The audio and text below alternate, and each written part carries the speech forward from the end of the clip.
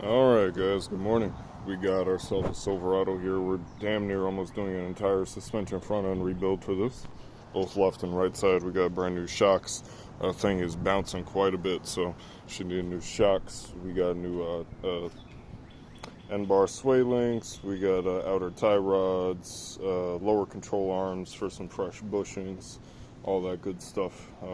It's going to be a pretty big job, but we're going to knock it out and do it right. Alright guys, first as always, make sure your wheels are chalked off, park and brake on, and shift it into park, may as well, safety. Go ahead, find a good jacking point. Fortunately, these trucks, man, their chassis are actual real ones, so you can just jack it up right by the chassis. Go ahead and put yourself an actual arm. Lower the jack just enough that the arm, the stand is actually supporting the weight, but you could also have the jack supporting some of the weight as well. So we got the 2 points of contact, nice good redundancy there. Wheels up in the air, able free spin. It's gonna give us enough space to do our work. Alright guys, got the wheel off, put the wheel underneath the vehicle as a third point of assurance, just in case if everything were to fail. At the minimum, the rim can catch the whole chassis, and then we would have space underneath to be able to jack it up. With that being said, I got damn near every bolt point on this sprayed down with PB Blast to just let it soak in for a little bit. She does have a bit of surface rust, so that can mean that some things are going to want to fight us. So the customer is getting an alignment tomorrow since we were doing all the suspension work. With that being said, try to remember where their current alignment is. That way when you put it back together, get it roughly in the same spot. That way when they're driving, it's not trying to pull two ways in one direction. With that being said, go ahead and get your suspension components out. We have the other side. In this box, we're going to confirm everything that we need is over here and what we need to replace, and we're going to get to it. Top of that, the coils. If you guys are going to be following along with your similar generation Silverado, doing the lower ball joint, if you were to get this kit from Rock Auto with the Mevotech kit, it comes with the lower ball joint, doesn't come with the whole arm assembly, so you will need a press kit to pop it out, put the new one in. Alright guys, so just starting out with the easy stuff first. So I'm taking out the outer tie rod. I'm gonna disassemble that whole thing. The pickle fork I didn't have actually just straight up just doesn't open up wide enough because GM decided to put like a bolt that needs to be like a mile long for some reason.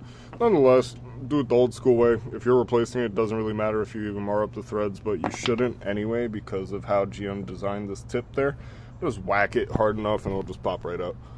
Just make sure you clean the surface and put some nice fresh grease and everything if your new one doesn't come with grease. But we're taking all this stuff apart, so I'm not worried about reassembly right now. Alright guys, taking apart the brake assembly due to replacing the lower ball joint. If you guys aren't replacing the lower ball joint, you can honestly get away with leaving all this assembled, and you could just undo the top and take care of all the top and probably even the coil separately. But I gotta take everything apart. Make sure you get yourself like a nice little brake hanger or disconnect it completely, but you're going to be losing brake fluid that way, so however you want to do it. But the chassis has a nice little hook point right there. Go ahead, get it hanging so it's not under stress. You're going to want to disconnect this little retainer there for the brake line that goes to the upper control arm.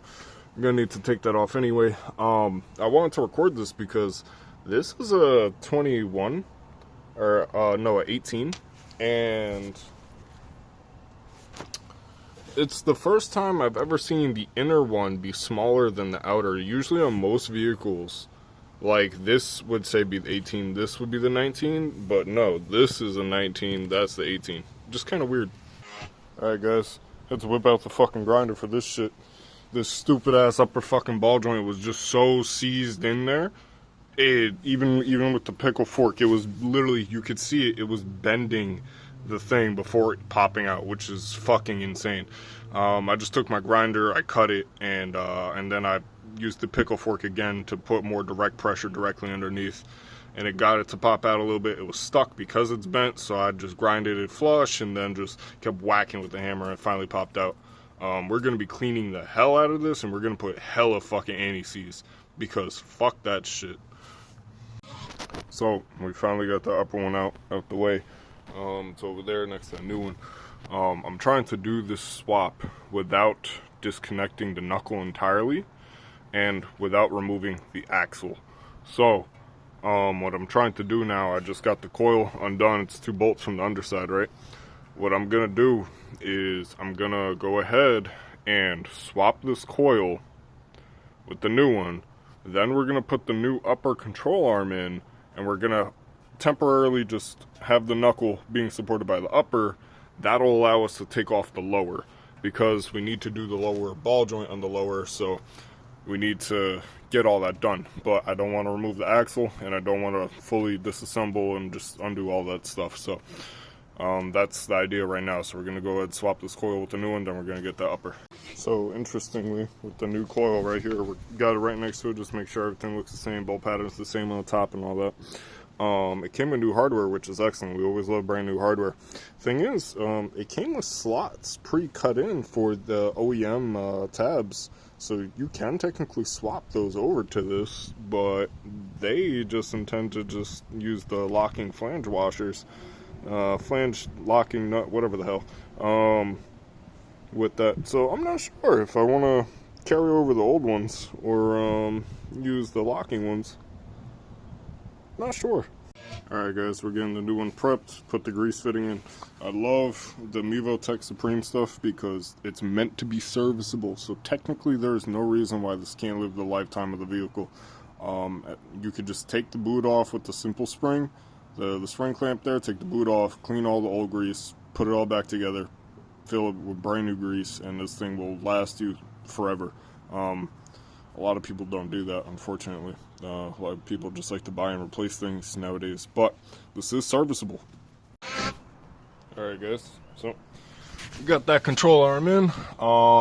We got the alignment basically almost where it used to be. Do not tighten it yet.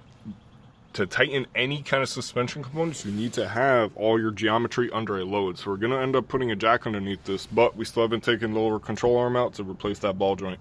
So I got the new shock and coil assembly in. We got the upper control arm in. So now we're going to go this knuckle to there. And once that's all being done. So in GM's infinite wisdom, we got to pull the axle, or at least from the hub side. Because with this loose, there isn't enough vertical movement for me to get it completely out the knuckle. So, thank you, GM.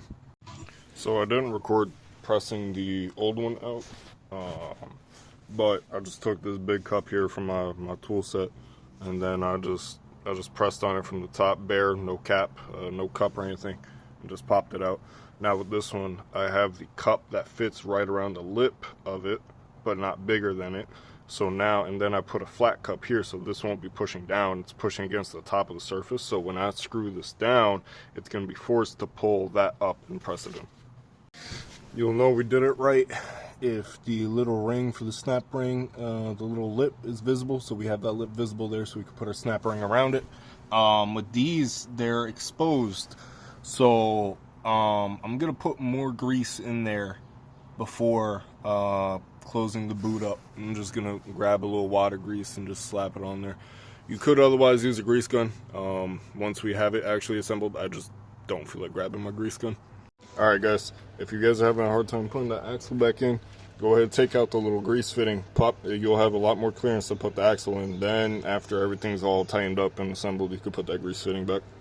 Alright guys, grab yourself another jack. It doesn't matter what kind of jack. You can even reuse that jack if you want, as long as your stuff is being supported by the actual thing there.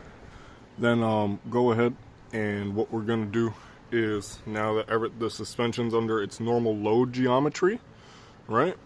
Now we're going to go ahead and retighten everything. So again, the customer's getting alignment, but you still want to get it as close as how it was before. So we're going to go ahead and tighten the upper control arms. We're going to get the cotter pins and lock these down to all their proper torques. Make sure you look up their torque numbers, but just tighten everything down now that all the suspension geometry is under a normal ride load. Alright guys, we're doing the other side. Now that we did the other side and fought it and know what needs to be done, we're speedrunning this side. Let's get to it. Get your wheel off, jack all your car up, take off your brakes, take off the cover for your axle nut. The axle nut is a 36mm. We're going to need to take that off. Take off your sway bar end link. Go ahead, start taking off the nuts for your upper ball joint. lower ball joint and your outer tie rod. Go to the bottom and find the bolts for the strut. You got the 2 bolts right there. Go ahead, loosen those. We're gonna go ahead and drop the strut as well. All right, guys, I told you we're not playing around. We got that one knocked out real quick. I went ahead because my little my tool doesn't open up wide enough. Man, I just went straight for the grinder like I did the other side, but this time I just went straight for it. Cut a bit off the tip. Was able to fit the tool over perfect. Just crunch, popped it right out. We're gonna do the same for the bottom. We're gonna go ahead and pop that one out. We're taking everything out. It's gonna be quick and easy. I forgot to record, but coated the whole thing for the customer. Got that upper coil replaced, taking care of the upper control arm, trying to line up the castle nut to put in the cotter pin right now. Then do the lower one. The whole suspension's under tension when we tightened the upper control arm and all these others. So, alright guys, got everything back assembled. Make sure any electrical connections that you did disconnect in the way are reconnected. So we got our wheel speed sensor back together. Make sure your sway bar end links, everything is tight. Anything that has a cotter pin, the cotter pin's bent and locked. Everything's ready to rock and roll. Let go of the suspension. Everything's sagged perfectly in spot. And tomorrow the customer could get their alignment and be all happy. And I don't care what some of y'all may say. Some of y'all do torque everything, some of y'all torque something, some of y'all torque nothing, just get it to tight. These axle nuts, you want to make sure that's to torque spec. I just did all of these with impact until they were tight, dropped the car, and now it's on the way to the tire. So now we're going to go ahead, break a bar, get all these nice and tight and snug, make sure they're tight.